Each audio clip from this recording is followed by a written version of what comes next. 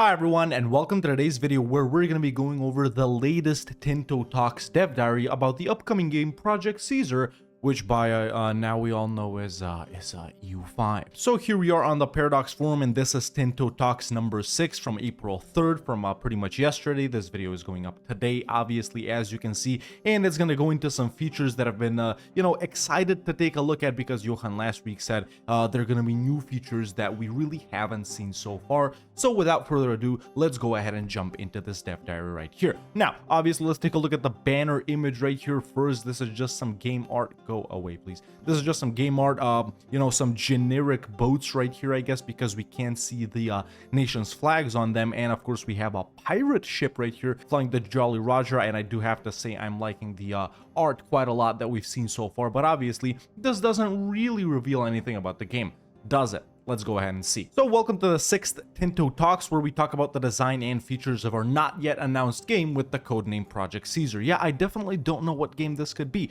Hey, before jumping into today's topic, I would like to show something very fresh out of the oven based on your feedback last week. This is why we're doing these Tinto Talks, to make Project Caesar your game as much as ours. And this is the first screenshot that's been shared right here, based on the feedback from last week when estates were introduced. A lot of people, maybe not complained, but a lot of people expressed their opinion that, we shouldn't have only the 5 estates that were mentioned then, or the 4, I'm sorry, which was basically like the nobles, the clergy, the burghers, and the commoners, along with the crown. If you consider that an estate, people are like, well, I think we should have Demi, I think we should have Cossacks, maybe the unique Indian estates or something like that. And I'm glad to see that the devs have listened to that feedback, because as we can see in this screenshot right here, the Demi have been introduced as an estate, which, as you all know, is sort of the, the non-Muslim population in Muslim countries. That's the way it's represented in EU4. You can give these guys privileges, to be tolerant and stuff like that, which is,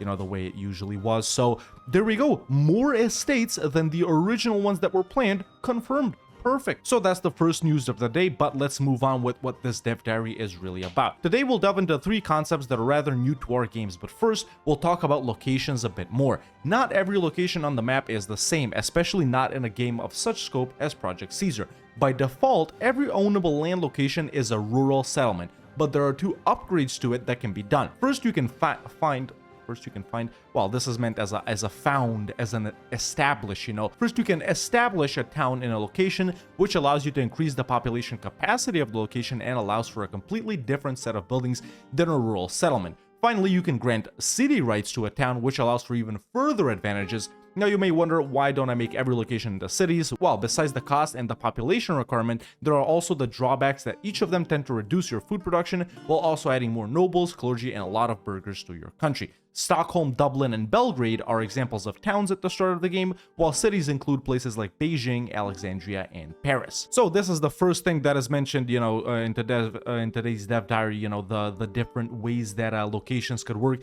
And obviously, man, that most of, everyone's country or their realm or whatever would be rural settlements, right? It's farmland, it's a small little village here and there, a couple of houses here and there, imagine it just like in real life. And yeah, but you can find a town in a location which allows you to increase the population capacity, as it said right there, and a completely different set of buildings. You would probably want to do that, maybe, I don't know, going off of things that we have in EU4. Let's say there's a really high value trade good there, if trade goods even exist. I'm just, connecting it to past games. For example, copper, and let's say you don't want farms around the copper or whatever. It would make much more sense to establish a sort of a town, a more permanent settlement there. Maybe the population there could get rich off of those goods that the province or the location or whatever produces, instead of it just being farmland. Obviously, since it's in a town, you'll get different types of buildings. Let's imagine this is a rural settlement, so you could probably build farms, for example, and stuff like that. Maybe some sort of irrigation systems, mills, and whatnot. But if it's a town, maybe you could have, like, I don't know, little small regional marketplaces or something like that. I don't know. I'm just imagining things here. We don't know what kind of buildings there will be. And then obviously, if it's a city, like this says right here, the food production will go down, the cost will go up, different types of population will move in, clergy, nobles, burghers, and stuff like that. You don't want to make everything into a city, because then where are you going to grow your food and stuff like that? So for me, this completely makes sense right here. And I am a fan of what I just saw right here. So that's my opinion on on the different types of locations, I guess we could have. Imagine that everyone's country is going to be mostly rural if you're playing with a big, kingdom or an empire or something like that. Whereas if you're playing with a small, HRE-free city, maybe the only location you have is a city. So maybe that will come into play by importing, food from other places and stuff like that. I guess it remains to be seen how that works. Then we have another image right here, which I'm not going to get into until we read everything about it. So here you can see the control that Sweden currently has, and we'll jump into this map and analyze the different things as well, of course. But what is control? Every location that you own has a control value, which is primarily determined by the proximity it has to the capital or another source of authority in your country. There are only a few things that can increase it above the proximity impact, but many things that can decrease it further. This is probably the most important value you have, as it determines how much value you can get out of a location, as it directly impacts how much you can tax the population of that location and the amount of levies that they will contribute when called. A lack of control reduces the crown power you gain from its population, while also reducing the potential manpower and sailors you get, and weakens the market attraction of your own markets, making them likelier to belong to foreign markets if they have too low of a control. So this is pretty much a system, I think, that sort of replaces autonomy from EU4, but also additionally builds upon it. Now that we've seen what control actually is, let's go ahead and jump into this image right here, and we can see that this is obviously the realm of Sweden, presumably at the start of the game, 1337. And this white location right here, imagine that this is the province, right? This is probably the province of Stockholm or whatever it was called in those initial Dev Diaries, and this is Stockholm itself. So all of these little locations around it, that's pretty much how how control spreads, right? Obviously, the realm of Sweden, the kingdom of Sweden or whatever, would have a full control over the capital, which is Stockholm, right? And then it has pretty good control in this, let's say, province that Stockholm is located in. And then the further out you go from Stockholm, the less control the crown has over these locations or provinces or areas or whatever you want to call it. Imagine it just like autonomy, man, but more complex, more realistic, which totally makes sense for me, right? So all of these, let's say, people that live right here in close proximity to Stockholm, super loyal to the crown, super integrated into the realm. When you call levies, they'll contribute a lot. And talking about the levies and the stuff you get from depending on how much control you have, it's just like autonomy, man. You have high autonomy, you don't get that much tax, you don't get that much manpower, you don't gain that much production value and stuff like that. So over here it's the same. The less control you have, the less those provinces or locations contribute to things in your country. Now, interesting things we can see here on this image, man. I think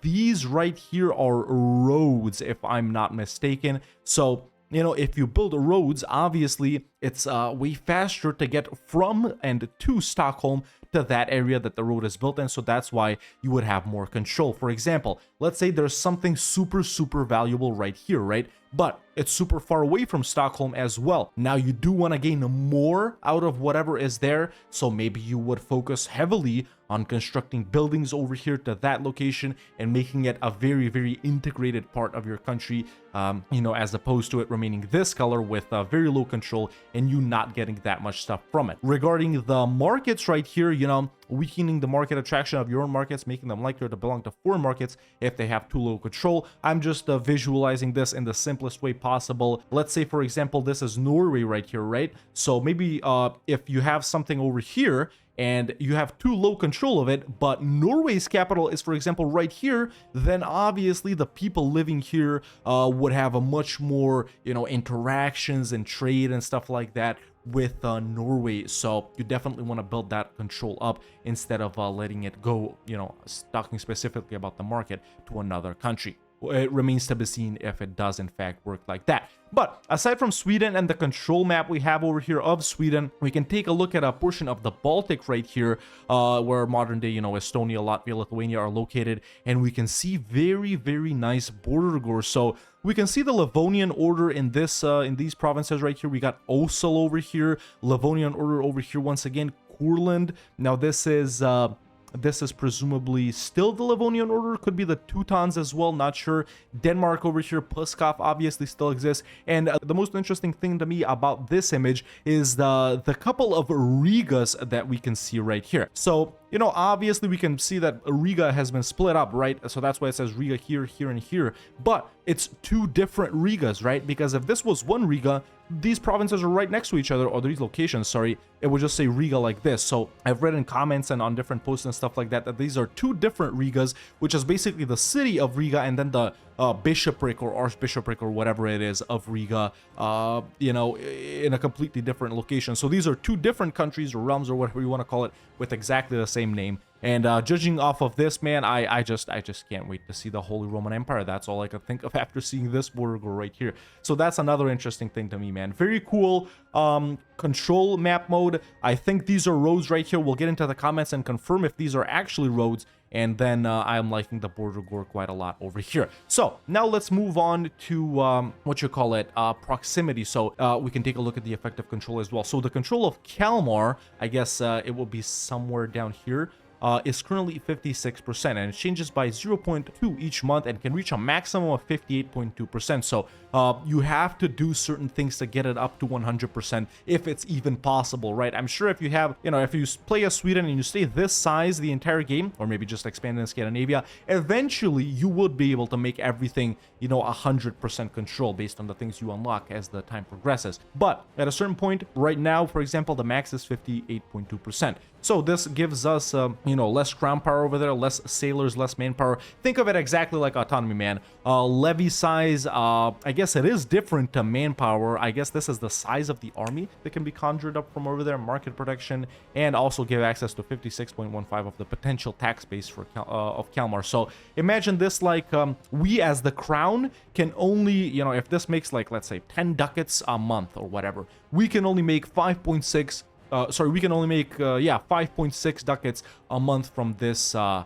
province or location, and then the rest, I guess, remains there, right? Maybe the estates that are in control of that location take control of it, or it goes back into the population or whatever. We'll see how this exactly works. Next, moving on to proximity. So what is proximity? It's basically a distance to capital value, where traveling on the open sea is extremely costly. Proximity is cost over land. But along coastlines where you have a high maritime presence, you can keep a high proximity much further. Tracing proximity along a major river reduces the proximity cost a fair bit. So this is sort of, you know, imagine that you could travel up buildings even though you, up rivers, sorry, or down rivers, even though you really can't. It's been confirmed, no boats on rivers. And if you build a roads confirmed road network, that will further reduce the proximity cost. There are buildings that you can build like a bailiff that will act as a smaller proximity source, but that has the slight drawback of adding more nobles to a location with a cost in food for them. So yeah, interesting, man. That's exactly what I was talking about over here. For example, you want to find a way to gain a bigger control over this location right here. For example, you would put a bailiff down right there, but once again, you have to consider that nobles would go over there. The structure of the population would change, and more food costs and stuff like that. Will it be able to sustain itself? So yeah, there we go. One building confirmed and roads confirmed as well, which is very, very cool. And obviously, you know, that's why even though this province right here, or this province right here, or this right here, or this right here, they're technically pretty far from Stockholm, the control is still decent because, you know, of maritime presence and maritime travel and stuff like that. Moving on to maritime presence, in every coastal location around your locations, which is like this is a coastal locations around your locations, or where you have special buildings, you have a maritime presence. This is slowly built up over time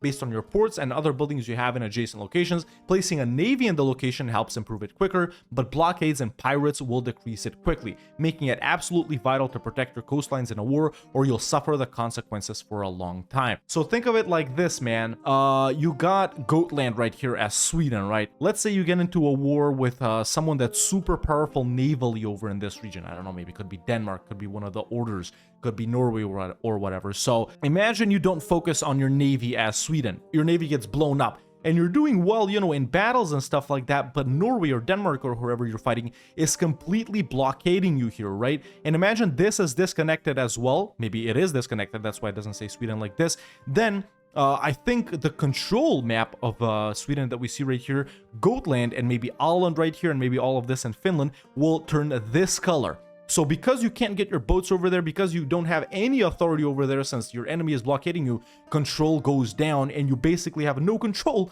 over whatever happens in these provinces right here. So I do think navies and the maritime gameplay will be super important in EU5, which is very nice. As mentioned earlier, the maritime presence impacts the proximity calculations, but it also impacts the power of your merchants in the market the sea zone is a part of. So we can see the Riga market right here, for example, where well, we don't know what these modifiers mean right here, but interesting right here that we can see that Sweden is called the Kingdom of Sweden and it has the crown flag instead of the lions. But then we also have the Hanseatic League. Now, as you all know, the Hanseatic League wasn't really a country. It was more of a, a trading league made out of, Lübeck, Hamburg, Riga, and those guys right here. And I think this is one of our first examples of a country or sort of, a country that exists that doesn't actually have any land, right? I think the Hanseatic League exists as a country but doesn't own any land itself. It's made up of other countries, and I think that the crown of the HRE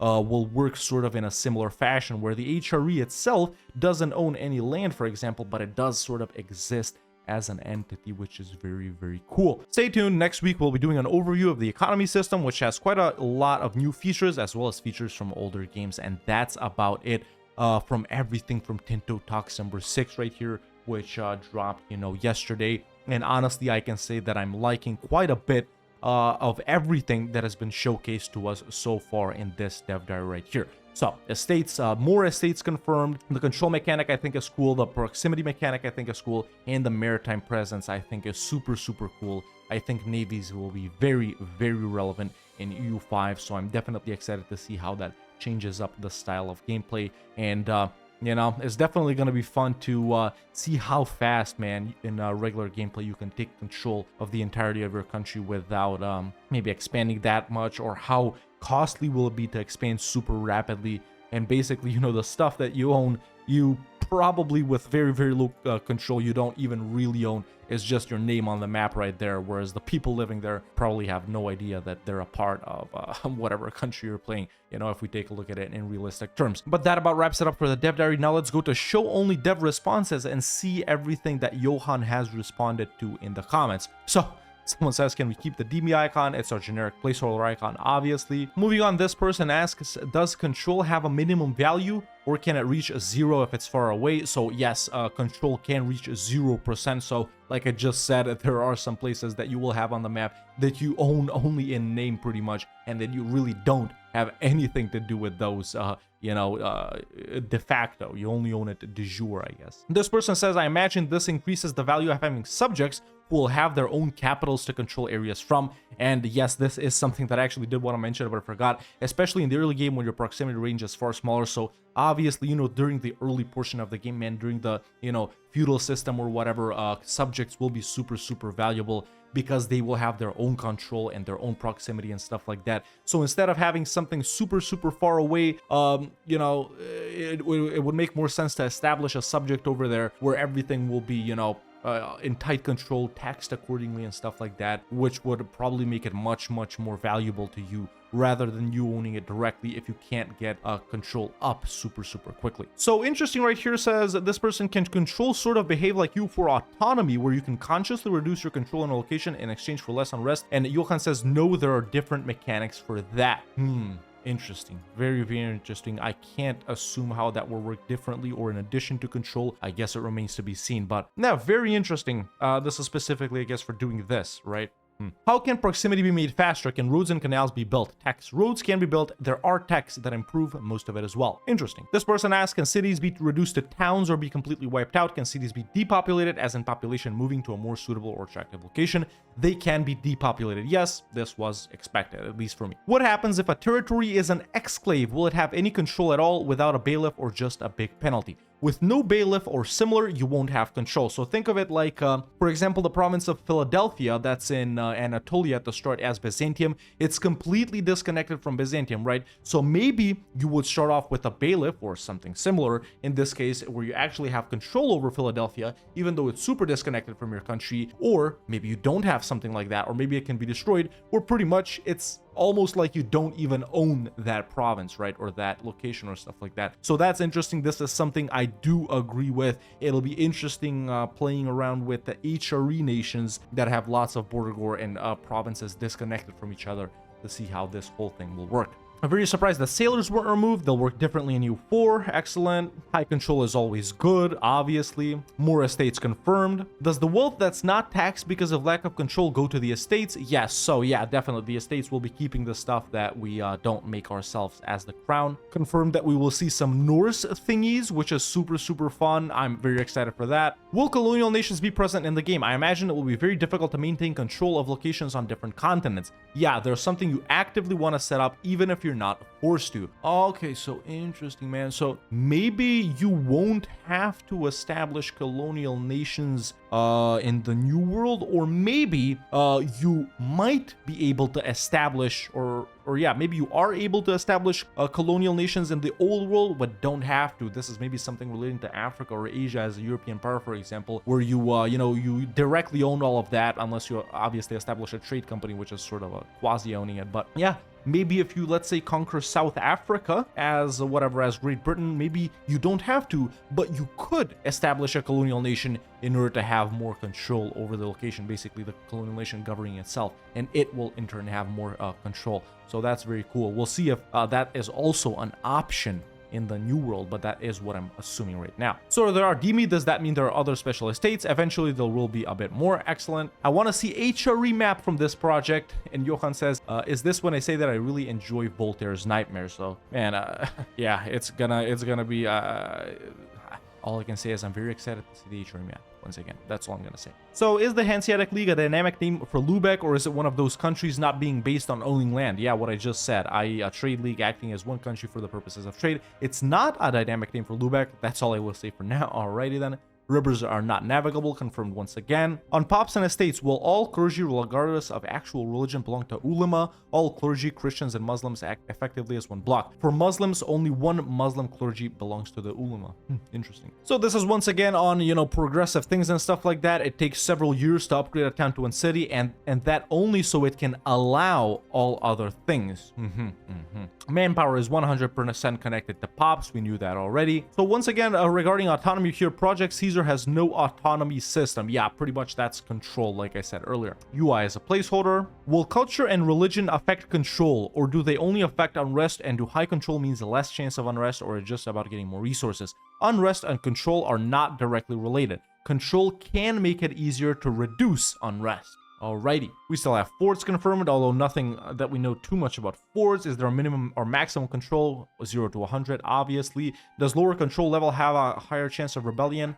There is a correlation there, but low control in itself is not the reason for rebellion. Alrighty. So it's settlement town city. Is this something we control directly? Yes. Alrighty, cool. So, and this is just more confirmation that, you know, we'll get more estates. Johan says, I'd say it's 99.99% likelihood of Cossacks coming in. We do have a sprint for adding content to that region this spring. Very cool. So this is talking about the two Rigas that we're seeing right there. And yes, this is a problem. Two countries with the same name is not ideal. I called it a bug in an earlier reply. So even though we saw both of those Rigas right there, ideally one would say, you know, the city of Riga, and the other would say the Archbishopric of Riga. But I think it's just so, you know, the locations are so small, you know, the game can't make the font that small to where their names are different on the map. But maybe, you know, we could see abbreviations, you know, or something like that. I guess we'll see. Will the game have slaves represented in the population? The answer is yes. So, very good question by this person right here. Why do we need navies when it seems like maritime presence always ticks upwards? I'm patient. I'd rather have money and take a couple of more years to fill up. Navies help with making it tick up faster, making sure the pirates are dealt with, and making sure you actually have a maritime presence during or after a war. It says here that mountains will impact proximity. There are ways of increasing food production. Will vassal loyalty and enemy aggressiveness be affected by control and proximity of your lands and neighbors to them? So this is the example I was giving with, you know, for example, Norway's capital being closer to a province that you have a very low control over and very far proximity from your capital? Some. Yes is the answer by Johan. There will be no advantages to having low control. This person says, I hope lower taxation doesn't just mean money disappearing into the void, but rather that the local population gets to keep it for its own use. The answer is yes, once again related to the estates right here. And another question right here, will colonization impact our old world countries negatively as well? Would be cool if people actually move from our country to the colonies we make or even other countries make. And the answer is yes, so obviously, your population will migrate to the new world if you establish colonies. Very cool right here to see that there are no building slots. So I wonder how this works, man. Maybe just, build as much as you can, as much as you want. How are nobles added? Player moves or promotes them manually. They're moved or promoted automatically. They appear from thin air. They are promoted over time. The checkered lines on the map are roads, so roads once again confirmed. Will very low control result in secession if there's a tag in that area? It could be rather likely. Yes. Interesting. Yeah, obviously, man, very low control. It's like I said, quasi owning that whatever. And the people they're living, they don't even know about you, man. They are just gonna say like, hey, we're not actually those guys, we're these guys. Boom. New tag popping up. Why is the power of the nobles so low in all the screenshots but worrying? Johan says values are 100% unbalanced. And that's pretty much the most interesting comments I could gather up right here that Johan responded to yesterday. Very interesting 6th Tinto Talks Dev Diary right here. Also, it's confirmed that, you will be able to call Byzantium the Eastern Roman Empire or whatever. You will be able to change the names and stuff like that, dynamically. So that's very cool to see. So very, very awesome Dev Diary we have here today. I'm excited to see, the economy stuff that will get revealed the next week. And yeah, I think that's about all I have to say about that. But definitely leave a comment on what you think about this 6th Tinto Talk so far. What is your opinion on everything we've discussed so far? And yeah, are you hyped about EU5 or not? Let me know in the comments about that as well. And I think I'll see you in about 2 or 3 weeks. The next 2 Dev Diaries I'll merge into one video. So I'll talk about the economy and whatever else is after that, basically Tinto Talks 7 and 8 in one video, which should be dropping, I think, on the 20th. So that's when you guys will see the next one. I'll put the ones from the 11th and the 18th in a video on the 20th. But that's all I have to say about that. So yeah, if you enjoyed this video, don't hesitate to leave a like. It really helps out a lot. And if you like the content and want to see more videos like this, make sure to hit that subscribe button so you don't miss out on any of them. And you can become a member today and join the Discord. The link is in the description. Thank you so much for watching, and I'll see you next time with another EU5 video.